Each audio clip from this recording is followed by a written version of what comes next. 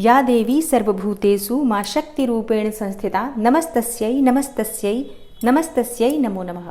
ओम दुम दुर्गाय नमः। जय माता रानी। दोस्तों, आपके अपने चैनल धर्म साधना में आपका बहुत बहुत स्वागत है।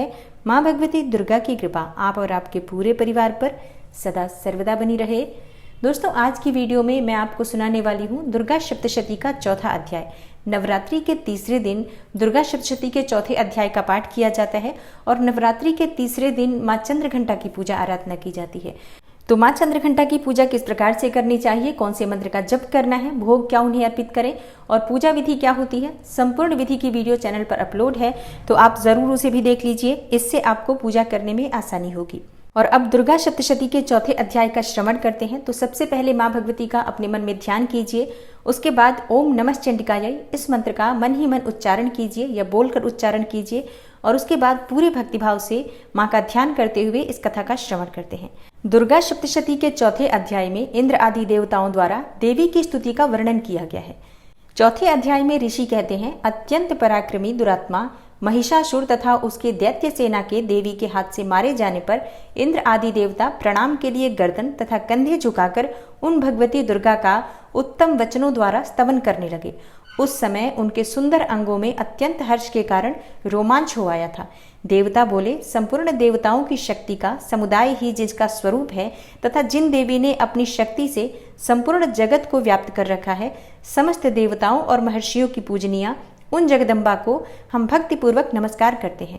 वे हम लोगों का कल्याण करें, जिनके अनुपम प्रभाव और बल का वर्णन करने में भगवान शेषनाग, ब्रह्मा जी तथा महादेव जी भी समर्थ नहीं हैं। वे भगवती चंडिका संपूर्ण जगत का पालन एवं अशुभ भय का नाश करने का विचार करें। जो पुण्यात्माओं के घरों में स्वयं ही लक्ष्मी रूप से, पापियों के यहाँ दरिद्रता रूप से, शुद्ध अंतःकरण वाले पुरुषों के हृदय में बुद्धि रूप से, सत्पुरुषों में श्रद्धा रूप से तथा कुलीन मनुष्यों में लज्जा रूप से निवास करती हैं, उन आप भगवती दुर्गा को हम नमस्कार करते हैं। हे देवी, आप संपूर्ण विश्व का पालन कीजिए। हे देवी, आपके इस अचिंत्य रूप का, असुरों का नाश करने वाले भारी पराक्रम का तथा समस्त देवताओं और दैत्यों के समक्ष युद्ध में प्रकट किए हुए आपके अद्भुत चरित्रों का हम किस प्रकार वर्णन करें। आप संपूर्ण जगत की उत्पत्ति में कारण हैं। आप में सत्वगुण, रजोगुण और तमोगुण ये तीनों गुण मौजूद है, तो भी दोषों के साथ आपका संसर्ग नहीं जान पड़ता। भगवान विष्णु और महादेव जी आदि देवता भी आपका पार नहीं पाते।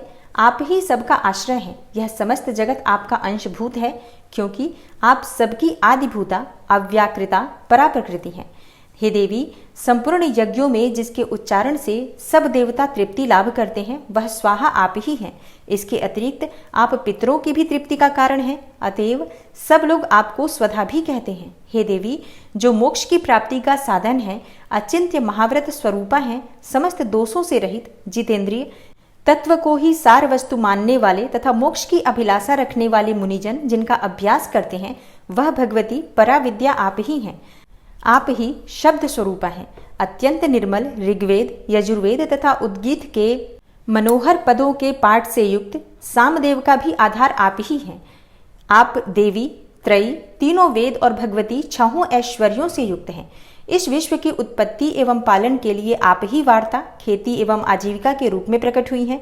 आप संपूर्ण जगत की घोर पीड़ा का निवास करने वाली हैं। हे देवी, जिससे समस्त शास्त्रों के सार का ज्ञान होता है, वह मेधा शक्ति आप ही हैं। दुर्गम भवसागर से पार उतारने वाली नौका रूप दुर्गा देवी भी आप ही हैं। आपकी कहीं भी आसक्ति नहीं है। कैटभ के शत्रु भगवान विष्णु के वक्षस्थल में एकमात्र निवास करने वाली भगवती लक्ष्मी तथा भगवान चंद्रशेखर द्वारा सम्मानित गौरी देवी भी आप ही हैं। आपका मुख मंद मुस्कान से सुशोभित, निर्मल, पूर्ण चंद्रमा के बिंब का अनुकरण करने वाला और उत्तम सुवर्ण की मनोहर कांति से कमनीय है। तो भी उसे देखकर महिषासुर को क्रोध हुआ और सहसा उसने उन पर प्रहार कर दिया। यह बड़े आश्चर्य की बात है। हे देवी, वही मुख जब क्रोध से युक्त होने पर उदय काल के चंद्रमा की भांति लाल और तनी हुई भौहें होने के कारण विकराल हो उठा, तब उसे देखकर जो महिषासुर के प्राण तुरंत नहीं निकल गए, यह उससे भी बढ़कर आश्चर्य की बात है, क्योंकि क्रोध में भरे हुए यमराज को देखकर भला कौन जीवित रह सकता है।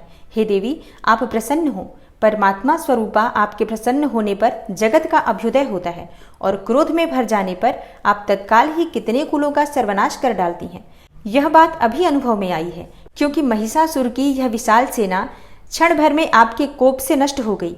सदा अभ्युदय करने वाली आप जिन पर प्रसन्न होती हैं वे ही देश में सम्मानित हैं।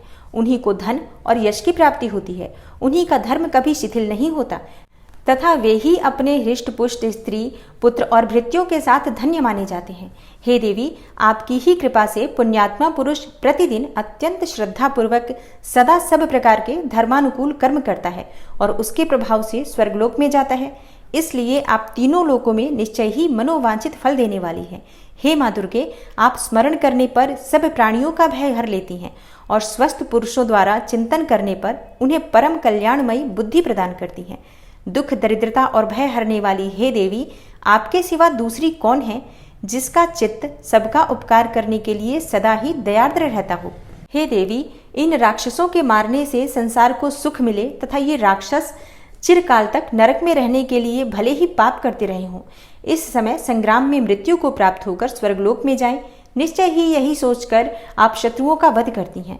आप शत्रुओं पर शस्त्रों का प्रहार क्यों करती हैं? समस्त असुरों को दृष्टिपात मात्र से ही भस्म क्यों नहीं कर देती? इसमें एक रहस्य है। ये शत्रु भी हमारे शस्त्रों से पवित्र होकर उत्तम लोकों में जाएं। इस प्रकार उनके प्रति भी आपका विचार अत्यंत उत्तम रहता है। खड्ग के तेज पुंज की भयंकर दीप्ति से तथा आपके त्रिशूल के अग्रभाग की घनीभूत प्रभा से चौंधियाकर जो असुरों की आंखें फूट नहीं गईं, उसमें कारण यही था कि वे मनोहर रश्मियों से युक्त चंद्रमा के समान आनंद प्रदान करने वाले आपके इस सुंदर मुख का दर्शन करते थे। हे देवी, आपका शील दुराचारियों के बुरे बर्ताव को दूर करने वाला है। साथ ही यह रूप ऐसा है जो कभी चिंतन में भी नहीं आ सकता और जिसकी कभी दूसरों से तुलना भी नहीं हो सकती, तथा आपका बल और पराक्रम तो उन दैत्यों का भी नाश करने वाला है जो कभी देवताओं के पराक्रम को भी नष्ट कर चुके थे। इस प्रकार आपने शत्रुओं पर भी अपनी दया ही प्रकट की है। वरदायिनी हे देवी, आपके इस पराक्रम की किसके साथ तुलना हो सकती है? तथा शत्रुओं को भय देने वाला एवं अत्यंत मनोहर ऐसा रूप भी आपके सिवा और कहाँ है? हृदय में कृपा और युद्ध में निष्ठुरता, ये दोनों बातें तीनों लोगों के भीतर केवल आप में ही देखी गई हैं। हे मातः, आपने शत्रुओं का नाश करके इस समस्त त्रिलोकी की रक्षा की है। उन शत्रुओं को भी युद्ध भूमि में मारकर स्वर्गलोक में पहुंचाया है तथा उन्मत्त दैत्यों से प्राप्त होने वाले हम लोगों के भय को भी दूर कर दिया है। आपको हमारा नमस्कार है। हे देवी, आप शूल से हमारी रक्षा करें। हे अंबिके, आप खड्ग से भी हमारी रक्षा करें तथा घंटा की ध्वनि और धनुष की टंकार से भी हम लोगों की रक्षा करें। हे चंडिके, पूर्व पश्चिम और दक्षिण दिशा में आप हमारी रक्षा करें तथा हे ईश्वरी, अपने त्रिशूल को घुमाकर आप उत्तर दिशा में भी हमारी रक्षा करें। तीनों लोकों में आपके जो परम सुंदर एवं अत्यंत भयंकर रूप विचरते हैं, उनके द्वारा भी आप हमारी तथा इस भूलोक की रक्षा करें।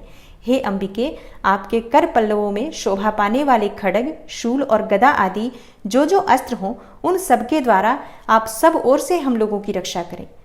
तब ऋषि कहते हैं, इस प्रकार जब देवताओं ने जगन्माता दुर्गा की स्तुति की और नंदनवन के दिव्य पुष्पों एवं गंध चंदन आदि के द्वारा उनका पूजन किया, फिर सबने मिलकर जब भक्तिपूर्वक दिव्य धूपों की सुगंध निवेदन की, तब देवी ने प्रसन्न वदन होकर प्रणाम करते हुए सब देवताओं से कहा।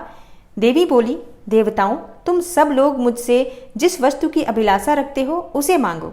देवता बोले, भगवती ने हमारी सब इच्छा पूर्ण कर दी है, अब कुछ भी बाकी नहीं है, क्योंकि हमारा यह शत्रु महिषासुर मारा गया। हे महेश्वरी, इतने पर भी यदि आप हमें और वर देना चाहती हैं, तो हम जब जब आपका स्मरण करें तब तब आप दर्शन देकर हम लोगों के महान संकट दूर कर दिया करें तथा प्रसन्नमुखी अंबिके, जो मनुष्य इन स्तोत्रों द्वारा आपकी स्तुति करे, उसे वित्त, समृद्धि और वैभव देने के साथ ही उसकी धन और स्त्री आदि संपत्ति को भी बढ़ाने के लिए आप सदा हम पर प्रसन्न रहें। ऋषि कहते हैं, हे राजन, देवताओं ने जब अपने तथा जगत के कल्याण के लिए भद्रकाली देवी को इस प्रकार प्रसन्न किया, तब वे तथास्तु कहकर वहीं अंतर्ध्यान हो गई। हे भूपाल, इस प्रकार पूर्व काल में तीनों लोकों का हित चाहने वाली देवी जिस प्रकार देवताओं के शरीरों से प्रकट हुई थी, वह सब कथा मैंने कह सुनाई। अब पुनः देवताओं का उपकार करने वाली वे देवी दुष्ट दैत्यों तथा शुंभ निशुंभ का वध करने एवं सब लोगों की रक्षा करने के लिए गौरी देवी के शरीर से जिस प्रकार प्रकट हुई थी, वह सब प्रसंग मेरे मुंह से सुनो। मैं उसका तुमसे यथावत वर्णन करता हूँ। ओम नमः चंडिकायै। इस प्रकार श्री मार्कंडेय पुराण में सावर्णिक मनवंतर की कथा के अंतर्गत देवी महात्म्य में सक्रादि स्तुति नामक चौथा अध्याय पूरा हुआ और इसके आगे के अध्याय आप कल की कथा में सुनेंगे। उम्मीद करती हूँ कि कल भी आप कथा जरूर सुनेंगे।